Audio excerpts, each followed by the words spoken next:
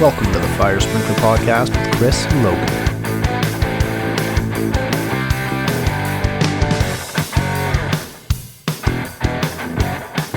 To help reduce pipe corrosion, the 2016 edition of NFPA 13 added a requirement that all wet sprinkler systems include an air vent. Developed with input from contractors, the AGF patented Purge and Vent automatic air venting valves are the most compact and simple to install while offering the widest variety of installation options. The conical design prevents water discharge, eliminating the need for redundancy or drip pans. The 7900V includes an integrated isolation valve, barrel strainer, and purge valve with cap and garden hose thread, eliminating extra connections and potential leak points. The purge valve provides easy access and strainer flushing capabilities to simplify service in the field. Additionally, the extra purge valve allows for venting large amounts of air from the system and expedites the filling and draining process. It can also act as a vacuum brake to help protect roof couplings in the system. Model 7930 ECA comes pre-assembled with an end cap for quick installation at the end of system branch lines. The 7950 ILV includes an inline separation chamber and can be installed in several locations, including immediately downstream of the floor control assembly. For additional information about AGF's products, or to find a distributor in your area, please visit agfmanufacturing.com. That's agfmanufacturing.com.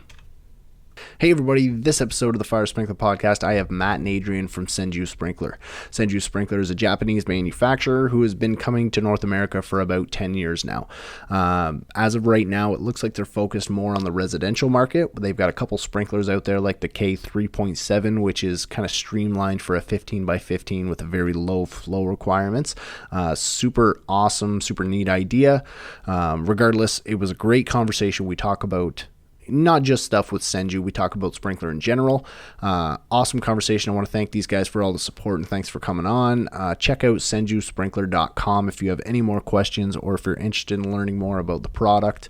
It's super fun, exciting conversation, so I'm not going to waste a whole lot of time aside from the thank yous to everybody who's listening right now or now for the support. Hashtag Fire Sprinkler Podcast on all your social media. Tag me in stuff that you find that's interesting, and let me know if you're interested in having somebody specific on. So Milwaukee, I'm sure everybody here has seen it by now, but Milwaukee's recently came out with a cordless threading machine. So it's a little handheld, kind of like a rigid threading machine, but Milwaukee's got one and it's battery operated.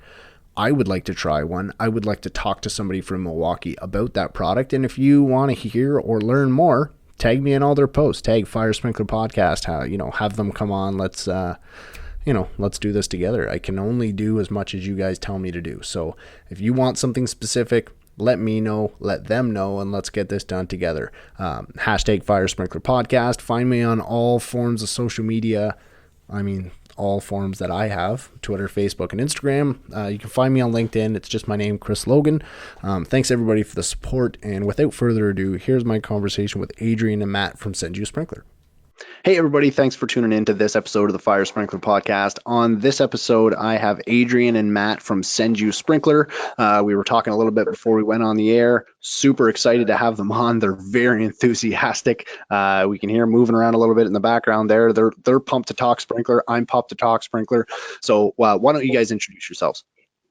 Yeah, sure. Hey everyone. Thank you again, for Chris, for having us. My name is Adrian. I handle all of the corporate planning here at Senju. Yeah, I'm Matt Morgan, and I actually handle I'm a regional sales manager for the West Coast, and I handle all the day-to-day kind of operations over here. Where are you guys based out of? Well, yeah, we're out here in Irvine, California. So sunny and warm. Awesome. Sunny and California weather. That can't be too bad. Is it getting hot down there? It's July 25th. What's the temperature there right now? It's probably 90 something degrees, but it actually rained this morning, so we get little thunderstorms here and there. So yeah. Oh, that's good. And now that'll drop the temperature a little bit. Why don't we kick things off? I don't know. Senju Sprinkler's been around in North America for a couple years now, about 10 years now. But why don't we get into the history of Senju Sprinkler and what you guys are planning on doing in North America in the next couple years? Yeah, sure. So briefly, Senju Sprinkler. Even though we've only been in the U.S. market for about 10 years, our company is from Japan, And so we've actually been in Japan market for over 50 years, and we own about 70% of the market there. And so we kind of expanded here, which Matt will talk about how we expanded our market. Yeah, we expanded to the U.S. Like you said, we've been here for about 10 years, having an actual office here over in the U.S., being headquartered in Irvine. Now we even have another branch out in Dallas, Texas as well. But we started out here, and it's mainly like just bringing our heads over from Japan. But over here we have to do things a little bit differently. We have to get everything UL listed, FM approved for commercial, even NSF approvals for lead free for for the residential, some of the residential line as well. But we actually started in this industry with mainly with more of a global thing in mind. We've actually not been in other countries as well as the U.S. for years, but we started with bringing up a few heads here and there, and maybe 1 or 2 heads a year. But now we've grown into like almost full product lines for residential, especially, and then we're just now starting into the commercial lines as well. What you guys, like you say, when was Senju Sprinkler? Because I understand Senju Sprinkler is a sub, not a subcontract, but is a minor Sister portion company, of a larger metal company, Senju Metals. So Yeah. when did Senju, what is Senju Metals, and what got them into Sprinkler, and when did that happen? Yeah, so Senju Metals has been is like our parent company, and they've been around for quite a while.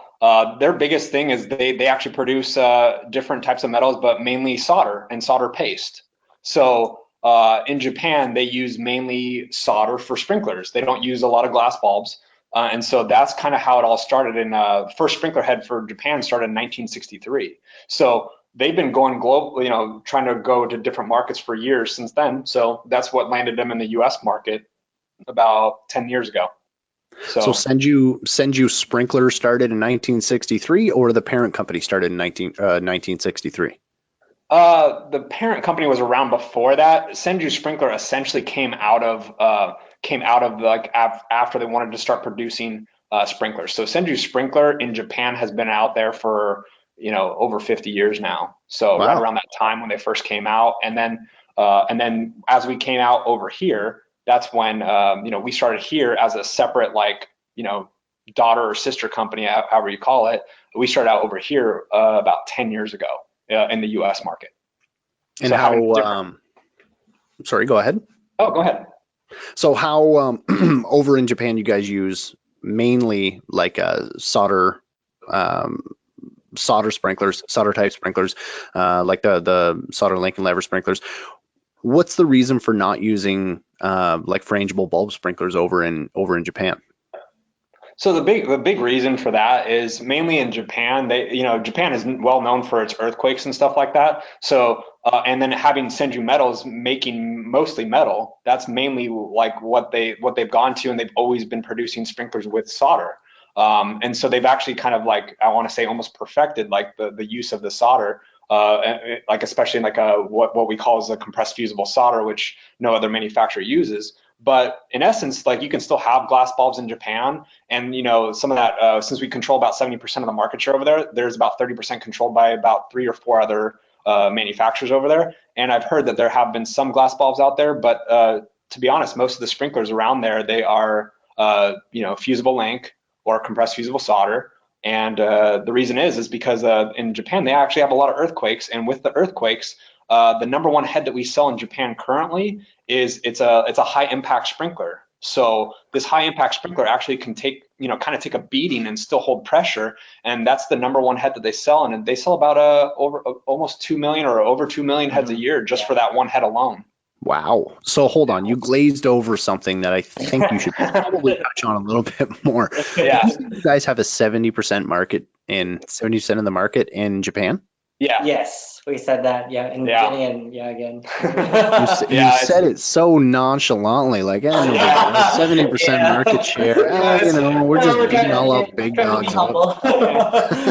We try to be a little modest and stuff like that, but yeah, it's a big market share and stuff like that. And we do a lot of stuff, like I said, like not just for Japan market, but we do stuff worldwide as well. Like we're in a lot of different markets But the US being so different than most of the other markets, we had to actually produce different sprinklers for the US market. Right. So with the US market, everything, like I said, has to be UL listed, FM approved. So all of our sprinklers are UL listed, and that's added cost on top of that. Because in Japan has actually its own listings, like their own listing agencies. So they have like their own UL and own FM. One of them, I can't pronounce them for you, so don't even ask me. But one of them actually has in order to show that it's approved, they actually put a sticker on it. So in sticker Japan, on the sprinkler. Exactly. So that's why concealed heads in Japan are not very popular. Because even if you have concealed head, you still have this nice shiny sticker sticking right out of it because people want to know that it's approved and that they're protected. So the number one sprinkler is also a flush type head. It's so it kind of sits flush with the ceiling. It's kind of like our ZN RES model, which is our flush pendant model. Very similar to that. It's a little bit more sleeker, and obviously it's the high impact, so it's just a little bit different in terms of shape. So if somebody like you're throwing all of these product lines out here, and Senju has been around for 10 years in North America. So just in case somebody's not familiar and they want to kind of follow along on the website, where can people get more information about your sprinklers? Yeah, our online website is the place to go for sure. It's www.senjusprinkler.com. All of our data sheets are listed on there. All of our wall wetting patterns, CAD drawings, you name it, we have it all on there. Our brochures, our flyers, stuff like that. It's all in there under our resources tab. And just in case you're not 100% sure, it's SENJU Sprinkler. Sorry. SENJUonline.com. No, it's actually senjusprinkler.com. So it is SENJU-sprinkler.com. That's the main website. The Senju Online is like our online platform for. Okay, I see. I'm on the website right now. I just wanted it out there, but okay, all right. SenjuSprinkler.com. Perfect. Yeah, and if you want to go to Japan's website, it's senjujp.com. Yeah. I mean, I'll go to it just so that I know what. I don't know what I'm looking at. it's senjusp.jp. .jp. Yeah. .com or just that's it? No. .jp. Yeah, for Japan. So okay. That's Senju Sprinkler in Japan's website. Yeah, and usually what's featured on the front page is that high impact sprinkler that is used to, so as you can see, has a very protective layer around it over what a normal flush head would look like. And so even if you were to hit that the head, it would pretty much take a beating, like Matt had mentioned. Yeah. Yeah, unfortunately, I have no idea what else anything else says on this website, so I'm just going to go ahead and go back to the English website. You can translate if you want to. Yeah, let's. Why don't we just go through the entire website right now, and you can just you can translate everything for us. That would take some time. Yeah, even for us, because the Japan side has a lot more stuff than we do, because they they're more of a they have pretty much every kind of product line out there. Over here, like I said, for us, in order for us to grow, UL FM costs, we're doing about 2 new sprinklers a year. And Japan's had their heads out for many years, and they have different approval ratings. So for them to bring over this technology over to the US, it's more like slow and steady wins the race kind of thing. So we keep coming out with newer products every year, and we keep adding to our product line. So our product line is expanding at a really good rate. But we can't get to every sprinkler right now, so we just got to keep adding to them every year. So another thing I forgot to mention, Chris, was that all of our sprinklers are actually 100% robotically assembled and made in Japan. Yeah. So the quality control, the quality control is pretty much it's really cool. To see the whole assembly line. It's like no human touches it until boxing kind of thing, and it's pretty cool. Hey, I'm available to check out the manufacturing if you guys want. All right, let's go. You just got to put me on a plane, and I'll check it out. I'll take pictures. I'll do whatever. Yeah, definitely. So on your website, I'm seeing a lot of stuff. Are you guys mainly focused on the residential market in North America right now? Yeah, actually, was kind of like our niche, how we got into in American market because of the fact that, with everyone else, other manufacturers that I'm speaking about, they have a very strong line full of, like, for commercial and residential. So we had to pick our way where we're going to be able to penetrate, especially since we're out here in California. So we decided to penetrate very, very specifically into the residential market, which has been really great for us, actually, because of the mandatory mandatory residential fire sprinkler requirements here in California. Right. So I see you guys got a 3.0. You've got a 4.9, which is, those are the two kind of standard residential. I also see you have a 3.7. Yeah, that is the 3.7 is actually unique to us. That's one thing that we that we ended up coming out with.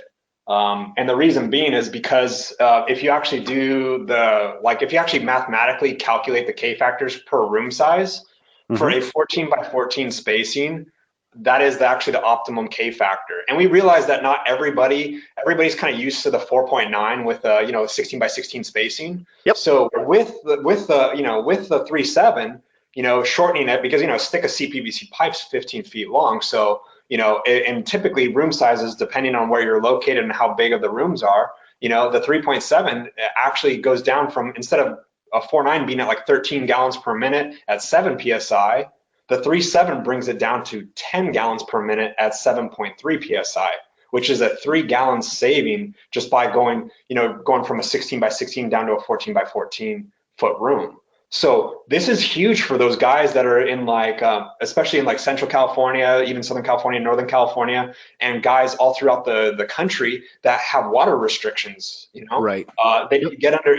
They're starting to use these water meters that are smaller water meters, and instead of paying the money to go up a water meter size, this is actually able to help them calculate down so that they don't have to do that. So that's been really big for us in terms of trying to get like the optimum flows for that, Yeah, absolutely. So that's interesting. So what was it like? I'm assuming you guys have an entire engineering, research and development, but what made you guys, like, who was the guy that said, hey, let's do a 3.7? Like, actually, that was before I started. I think we listen to our customers. That's what we've heard. We've heard a lot that our customers like the fact that we listen and are able to change and adapt our sprinklers quickly. And so we originally started, and still do, a lot of the beginning with contractors. A lot of contractors that are installing our sprinklers, they tell us what they like about it and how we can improve on it. And because of that, some of them told us what other K factors we should try to come out with. So these we get a lot of feedback, and because of feedback, we could do a lot of trial and error, and a lot of trial and error, we're able to create what the market wants versus what we want them to use. Right. Yeah. A lot of the market in fire protection right now is dictated on what's available. Yeah. Right. That's very true. Exactly true. So yeah, I can tell you what I want, but in the end, I don't care what you want. This is what we have. Here, Well, it's like we get a call. We get calls all the time from contractors or even homeowners or GCs that will say hey, I want a sauna sprinkler. I want and I want it to be residential listed. And it's like, well, no manufacturer is going to make a sauna sprinkler, first of all, because the market share is so small, and the UL costs alone would, you never recoup your money. So that's why you want a residential sauna sprinkler. Exactly. I kid you not. I've probably had that question at least half a dozen times. Really? So 6. That's not. Yeah, it's about once about every 3 months since I've been. Once about every 3 months. Once a quarter, I get it. I get that question. What I would like to see, and actually you guys might be, I don't think it's actually listed that way. One thing that I've run into in my travels as a sprinkler contractor is a institutional residential sprinkler. Here in Ontario, they just enacted a couple of years ago a mandate that care facilities, residential, multi-tenant care facilities, which are essentially homes with 4 or 5 different residents in them, be retrofitted with sprinklers. And you get some of them where they're violent, or the lockdown rooms or things like that, where the design is actually 13D or 13R, but they need to have the damage-proof sprinklers installed so that in the event that the guy's having an episode, he doesn't smack the sprinkler off.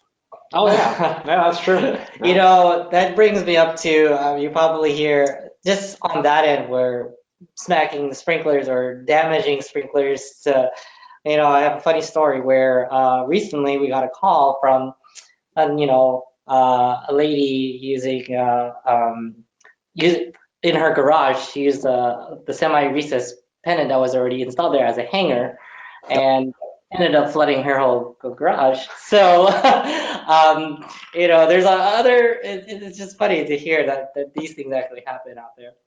Yeah, and it does happen. We've had so what we've ended up doing on a couple of them is in certain areas of the homes, they have their own isolation valve. So if a guy is a guy who's prone to damaging sprinklers or swinging things and having episodes, his area will have its own isolation valve that they can shut it down so that if he smacks the sprinkler off, the damage is limited to the rest of the home is still sprinklered and his room is shut down.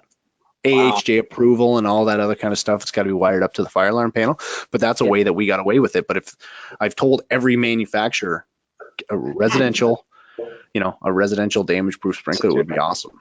Oh. Yeah, hey, that high impact sprinkler from Japan, that might actually, that sounds kind of good. That sounds kind of good. They just need to maybe design it a little bit differently, but yeah. Mm-hmm. That might be something down the road, especially if it's mandatory.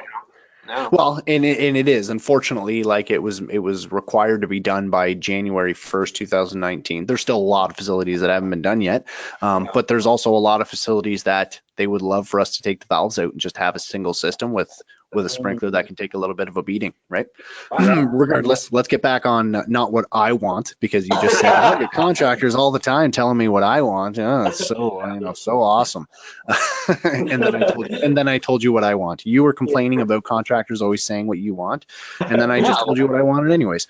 Well, like I said, we try to listen to our customers, and I'll tell you one thing, we actually on our RCRES sprinkler line, we actually laser etch on the side right there, and we used to laser etch it and it was one size, right? And so we had a customer survey one year, and one of the customers actually mentioned to us, because we actually look at these surveys and stuff like that as a team, and we read the comments and see if what the comments say, and how can we improve our line, or how can we improve our our service or whatever. And somebody mentioned on there, hey, I'm old, I have to wear my glasses when I see when I see the writing on the side of the cup. Can you make it bigger? And that was something that we never even thought of, because it's not mandatory to put the writing on the cup. It just has to be on the deflector. But so we're like, can we do that? And then of course our R&D team asked the Japan R&D team, hey, is that something that we can do? And then next thing you know, they made it double the size.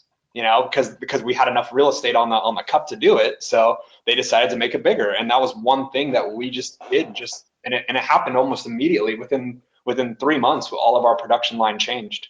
Wow. To do something like that. Yeah. Well, that's efficient. Yeah, it really is. So I really like listening to customers and what their opinions are, because we really like to help out the customer, because they're the end user. So we try to do both ends. We try to make it really easy for we try to make something that's really easy for the contractors to install by having all the different perks that we have with our sprinkler line. And then also we try to make it aesthetically pleasing for the end user as well, by being the only, by having our cover plate selection being being UL listed for a pattern on a cover plate. Which is awesome. That was one of the first things that drew me to your booth when I saw you guys at the NFSA, was the wood grain. The reason being, I had just left another manufacturer and was discussing, I have a customer, and the project was just finished up, but then the customer came back and said, we're installing wood panels instead of regular ceiling tiles, and I want you to match it with this color. And it was a custom color that they had made, and just put a little piece of, they painted a piece of paper and sent it to me and said, give me plates that are this color, because you're not going to have a wood grain sprinkler cover. So right after I had talked to another manufacturer about just giving me brown, I saw you guys and was like, oh.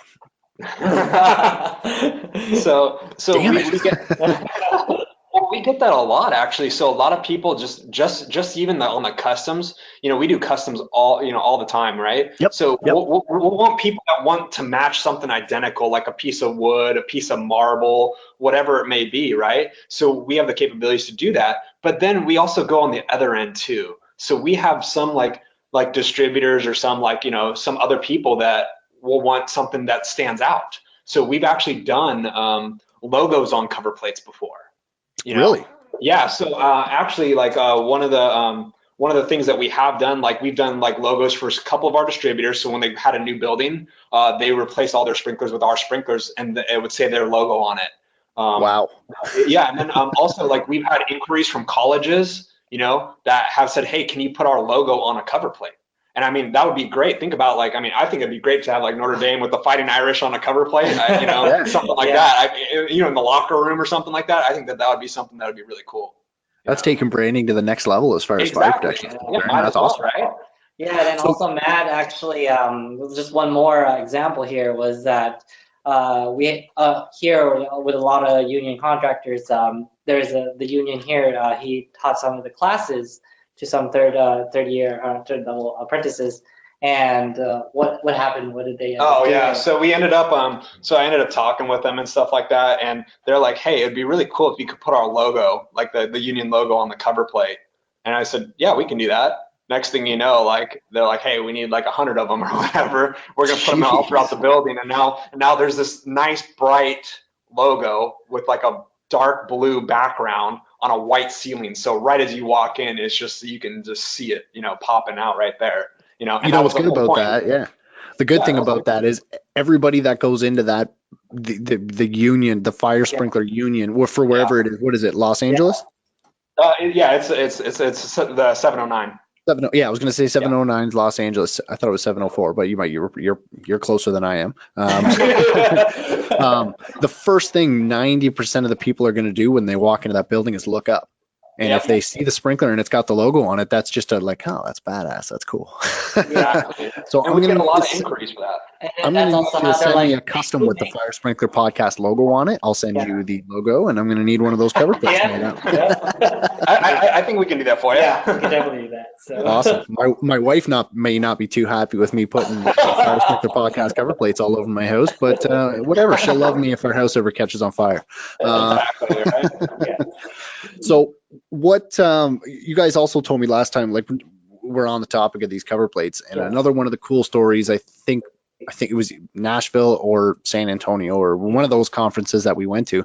You told me about the baseball stadium. So you had a couple thousand of the concealed plates made up that were painted like baseballs. That wasn't us, actually. No. No, we've done. Who was that? I don't know. I don't know, but so ours is a little bit different when it comes to it's not really painted in there. But It was a bad idea anyways. Don't worry about it. we have done some like customs for some big big places and stuff like that. Like I have heard that our heads have gotten into like Disneyland and like and like other places like that. We're in a lot of residential buildings, obviously, for the wood grains, but we're also in a lot of commercial buildings, like banks doing like these floating wood ceilings nowadays. We're in a lot of places, and we're in a lot of celebrities' houses as well, which we can't really mention who, but Yeah, you can. Come on, it's a fire sprinkler podcast. Exactly. What are the odds of Brad Pitt finding out? Come on. Exactly, right? Let's just roll those dice. But yeah, but the thing is like the biggest thing about us is like we have the big cover plate selection. We also make it in square. Square is kind of unique. I know Viking also makes a square as well. But like we get a lot of architects that really like love the square, and then they want a custom pattern on it to match whatever ceiling that they're doing with. But the thing is like we do a lot of the residential. Like I know you touched on, we make the 3.0, we make the 3.7, we make the 4.9K. We just came out with a 5.8K for for your 20 by 20 spacing. But the beauty is we also make a 5.6K commercial concealed head, right? And the beauty is it's the same socket, same cover plates, same installation tools. Like we have a cap removal tool and a magnetic cover plate installation tool. Right. So it makes it really, really simple for the guys doing like if they're going to do like a multifamily like apartment complex, and then they have like common areas where they're going to need a 5.6K, and then all the residences they're going to need like the 4.9s, the 3.0s, the 5.8s, the 3.7s, whatever. But they can keep the same head throughout the entire place if they're going concealed all the way throughout, and use the same socket and use the same cover plates throughout. It makes it really simple. So the installation tool is the same across the board. If you're using a concealed Senju sprinkler, you have one tool for it. So if it's our RC model, whether it's our RC-RES model, which is the residential line, or the RC-QR, it is actually the same socket. And one of the benefits of our heads is it's installable with the protective caps on. Oh, okay. Yeah, so we have a socket that actually installs in, and that on the outside of it, it actually has the vertical adjustment lines, so you know where exactly to put your head in. And then also on the back end, when you're ready to trim out, we actually have a cap removal tool, which fits on a 1-inch CPVC pipe, right? You would attach that on there. You can actually push it in and pull the cap off. And then on the other end, you could put our magnetic cover plate installation tool. It just screws on with like a wing nut, and then you can put your cover plate on it and then push it on, so that you don't even have to get on a ladder. Neat. So no workers' comp, basically. yeah. It's approved. You're gonna have to try a little harder if you want to sit at home with a paycheck. What I like about that idea is, sprinkler installation tools are expensive. No matter who you get one from, they're always $40 to $60 to $70 for essentially each wrench. And what I like is if you can use it on more than one, because a lot of the manufacturers, they try to make it, no, you can only use that on that one sprinkler. Then you got to buy another one. You got to buy two, one for the contractor or one for the fitter who's installing it, and one for the sprinkler box when you're done. Right? So one of the things that actually came up from one of our customers as well. So having the same socket and the same cover plates, whether you're doing residential or commercial, is very ideal. It's the same thing with our CN model concealed line, which is the smallest concealed head on the market. The cover plates are only 2 3/8 of an inch, but we make them in both residential and commercial. So it's the same thing. It's the same installation tool, and that CN installation tool is also the same as the ZN installation tool, which is those old Omega flush replacements. Right. So it's the same tool. So it makes it really, really simple for the guys to be able to, have one socket on their truck, and be fine with it. And then speaking to one of our customers years ago, one of them says, "Hey, can you guys come out with like the RC sockets that our pricing's pretty good on those, but they're saying, hey, but if I got 100 track homes, like that's going to add up really fast with the metal sockets." So they said, "Hey, can you come up with a plastic one?" And so we actually did come out with a plastic one a couple years ago to help those guys. So that's the one that you would put in the head box, because the sprinkler fitters don't want to steal those, So so it meets the requirement, and and it saves money for the contractor and even the end user, Absolutely, because then you're compliant with NFPA 13R. 13D doesn't require that type of thing in the thing. Maybe it does in California. Yeah, absolutely. I got a couple jurisdictions as well that's always the thing. They've always got to have something to complain about. So it's where's your spare sprinkler wrench? Like it's in my truck where it's supposed to be. This is 13D. Don't worry about it. Anyways. Okay, so you guys have a lot of you guys got a lot of unique ideas. You guys listen to the contractors. The cover plates are awesome. You use the same wrench. What is your distribution like in North America? You guys have been here for 10 years, so I'm assuming you're constantly building up your distribution. If somebody wants to get Senju sprinklers, where do they get them from? Yeah, so typically they can call us here at our corporate office, and depending on what state they're in, they can actually call us and ask like for distributors in their area, and then obviously we're like actively, we're still looking for other distributors in certain states and stuff like that. So we're always welcome to to go that route and talk with distributors in other states that we may not have a distribution in. So depending on where they're located, but they can always call our corporate office or our branch in Texas as well. We do have that branch in Dallas, so they can call that Dallas office as well. Yeah, and we're primarily very strong currently with the West Coast. the United States. So especially California, Arizona, Nevada, those are we have a very strong following of contractors and distributors that really appreciate not only just the sprinkler itself, but also the customer service that they receive from our team. Right. What what else? What do you guys have coming up next? Do you guys have anything that you guys can kind of tease as to pay attention? Any inside kind of things that you guys can let go for anybody that's listening to the podcast and is interested? Good question. Oh, I'm not sure. I put you on the spot. Everybody's got a secret. Come on, boys. Yeah, we got some stuff coming. Like I said, we come out with about 2 new heads a year and stuff like that. Yep. So we really can't disclose any of the new products coming out because we know our competition's listening and stuff like that, and we try to be first to the race with certain products because every manufacturer out there they're doing great jobs and trying to come out with new sprinklers and and stuff like that just to help protect or get better flows or anything like that. So I think we're all on the same page where obviously you want to be first in the race, but hey, sometimes you just got to take a bow and say, hey, your competitor did it better, and then just hey, try to improve as you keep going on. And so that's why we continuously try to improve our sprinkler line and and improve our existing products, but as well as come out with new products as down the road and stuff like that. But as far as like new things, we can't really discuss any of the new sprinklers right now until we get approval from to be able to do that. Okay, that's fair. Keep an eye on the website if you want more information because we're not going to get any trade secrets here today. Thanks, guys. Awesome. Any other products that you guys want to discuss as far as? No, just the fact that we, especially one of the things that we forgot to mention about, it's just even with our sprinklers itself, especially on the residential line, is so that we didn't what's the word? It's just more of like we didn't want to get any risk, so all of our sprinklers are lead free as far as the residential line. Yeah. So. Right. Okay. Yeah.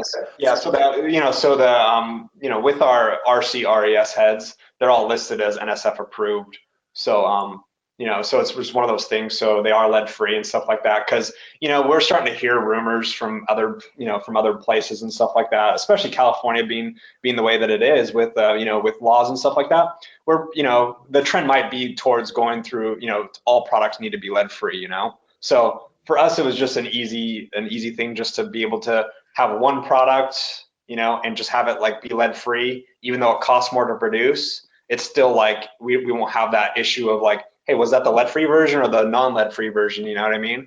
Yeah. So it just makes it easier for us to do that.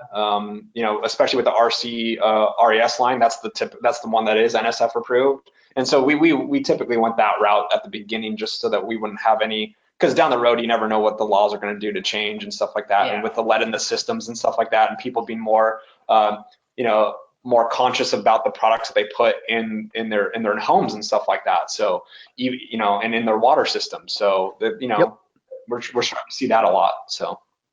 Awesome. Adrian, Matt, thanks for coming on the Fire Sprinkler podcast and talking about Senju Sprinkler. Sounds like you guys are going to be kind of blowing up here in the next couple of years with new products coming. Not blowing up in a but maybe that was the wrong word to say it. You guys are going to be expanding exponentially. Maybe that's a better way of putting it. In North America. Welcome to North America. And hopefully there's a lot more contractors out there that are listening to this that are looking for a little bit extra as far as residential sprinklers concerned, because that like I said, your products for your residential line is fairly massive, and appears to be the way that you guys are looking to go. Is there anything else you guys want to discuss before we wrap this up? No. Well, we will say that I think we mentioned or did not mention before, but people are looking for some of the models that exist currently in the market, like the flush head. I don't think we talked about. We actually we did mention earlier before that before we were in the market here in the United States, we actually used to OEM started products, one being one of the Tyco's flush head models that we still get a request on, because now no longer can be found through Tyco, which if people are looking for that replacement head, we do have that in stock. Right. So you guys actually, that's a good point, because we talked about that before we went on air a little bit. You guys did the R&D, or you guys actually manufactured that sprinkler for Tyco? Yeah, we manufactured it for Tyco, about, I don't even know, like 20 years ago or so, something like that. And it was for the central Omega replacements. So typically like those were the ones, because it has like the same takeout, so it's very, very simple to swap heads. Yep. So we came up with it, and so we've technically been in the market a while, just OEMing that product. But now that numbers have dwindled over the last 20 years and stuff like that, so we just decided to bring it back and just continue to produce that. Because we do have a lot of people that are still using those for Omega replacements still, especially being in California, which most people know that San Clemente was the first city in the nation to require fire sprinklers. So they're only about 20 minutes south of us, so our headquarter office. So there's still a lot of Omega head replacements that are still taking place even to this day. So, Right. Yeah. So that's why we kind of keep the sprinkler around and stuff like that. Makes it kind of easy, and most people know that. Like they recognize that head as a Tyco head, but then when they see it, they're like, hey, it looks identical to the one that I was getting from Tyco. And it's like, well, yeah, it's because we were making it for Tyco. Right. And so it makes it really, really simple for a lot of people to kind of put trust in us, because they've never had issues with that head.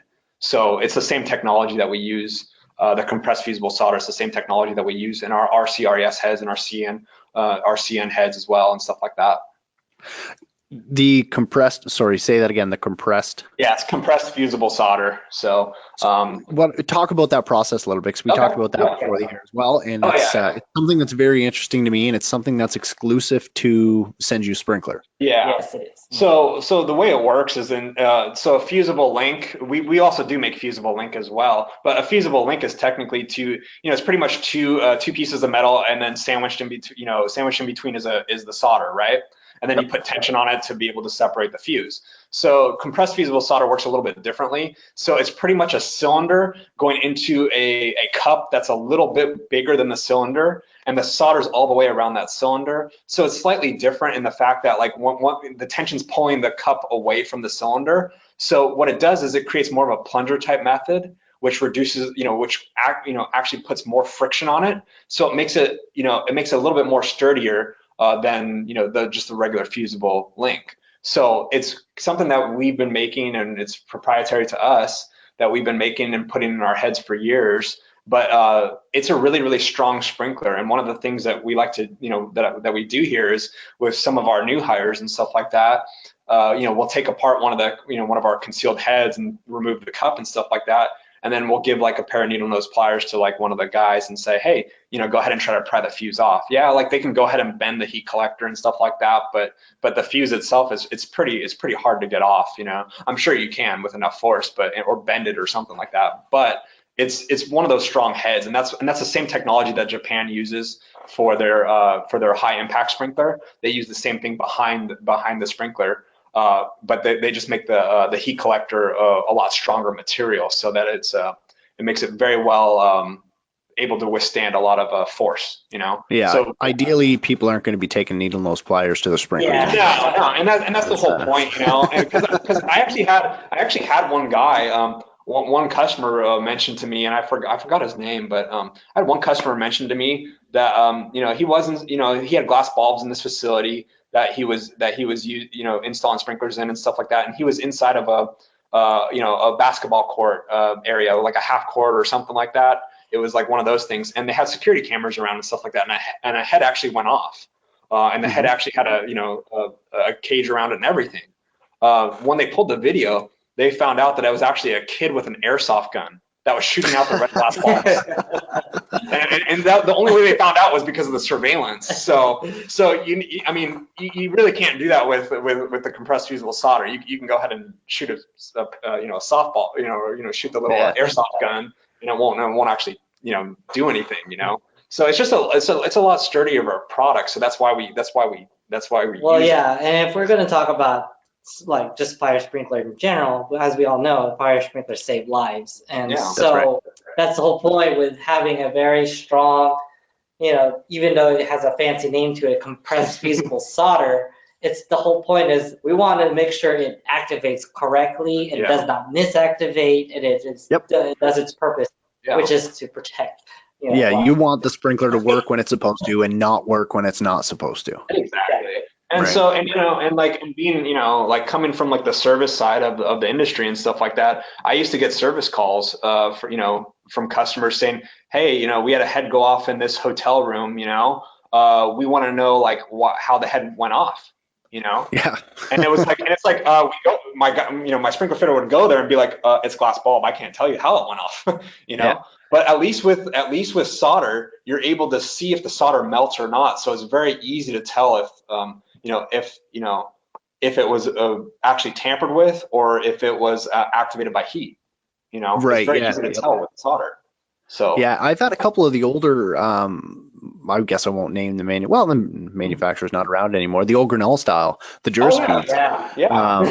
Sears, I think, had them. Sears actually had them, I think, removed from all of their stores there because they were getting like false activations routinely. And I've had a couple from the area that I service and my contracting company services, that just randomly, one was in a hallway of an office building. There was no sources of heat near it. There was nobody working in the building, and the sprinkler just let go.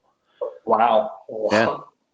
Yep. And that's what happens, and the whole and like unfortunately sometimes like anything like that, anything bad happens, whether it's on the piping or anything like that, it kind of gives sprinkler systems a bad name. Yeah. And that's the one thing that's like, well, no, it's not like, yeah, you might get a leak here or there because of like or a part fails, like even if it's like a check valve or something like that, it might fail over time, you know what I mean? Just because of normal wear and tear and because of testing and stuff like that. It's same with like a water flow switch or whatever. You might get it falsing or something like that and sending a signal. But it's because like parts over time might wear out and stuff like that. But so it kind of gives sprinklers a bad name. And then people like some places don't want residential fire sprinklers. But the whole point is just to protect lives and to save lives. So a lot of people that are like might be against it is because of bad publicity sometimes that we get because of a leak or or they believe the water damage is going to be more than the fire damage, stuff like that. I've said it 1,000 times. Like when sprinklers work, it doesn't make headline news because there's no damage, there's no death, there's no fatalities, and everybody gets to sleep in their beds that night. If a sprinkler does what it's supposed to, it's not going to make the newspaper. So I've been telling people for years, every time there's a sprinkler save, you need to post it on social media. Obviously, hashtag Fire Sprinkler Podcast, but you need to, the fitters and the contractors and the manufacturers, they need to be the guys out there getting the information out there because we had a sprinkler system activate in my hometown, small town of like 6,000 people, but it didn't even make the fire. The fact that there was a fire in a care facility didn't even make the newspaper because it was so small and it was so contained. And the fire department showed up, shut the valve, said fix it, see you later. Yeah. And for me being on the service side, I would get service calls all the time for sprinkler heads that went off in apartments or hotels or something like that, and it's all because a fire was going to start, but the sprinkler actually was able to clean it and put it out. Yeah, it stops the fire in its infancy stages before it gets a chance to grow and become uncontrollable. Exactly. Yeah, and then as long as they're able to shut the water off and know where the valve is to shut off the water, they're fine. It's when they can't find the valve is the problem. Yeah. That never happens, does it? No. Of course not. Regardless, even if they can't shut the water off, water can dry out. You can clean the floor, you can clean the carpets and stuff like that. But it's really, really, really hard to wash fire damage, right? Yeah. Like you're not, if you burn a building down, you're not going to scrub that. You're not going to scrub the fire damage out of it, right? No. All the structural integrity is gone, so like, would you even want to go back in that building, even if they have some parts that are burned down, you know what I mean? And they rebuild it, just that section. I wouldn't feel safe, That's like, right. With that type of fire damage, because you never know what type of structural integrity it compromised. Absolutely. Well, I think we've gone off topic as far as Senju Sprinkler is concerned, but that's perfect. That's awesome. Yeah. Do you guys have any, if somebody wants to get more information, how do they get a hold of you guys? Where do they find you? Are you on social media? Do you have, why don't you fire off your website again? And if you guys are on any social media, Twitter, Instagram, Facebook, let me know. For the most part, we are basically on just our website. You know, we do have a Facebook page that people can say hi to, but you guys can mainly find all of our information on www.senjusprinkler.com. So that's usually where you can find us, and our contact information is there in case you want to reach out to us. Awesome. Yeah. Adrian and Matt, thanks for coming on the Fire Sprinkler podcast. I appreciate all the support. Let me know if there's anything else I can do for you guys. No, you're great. Thank you so Appreciate much. it, Chris.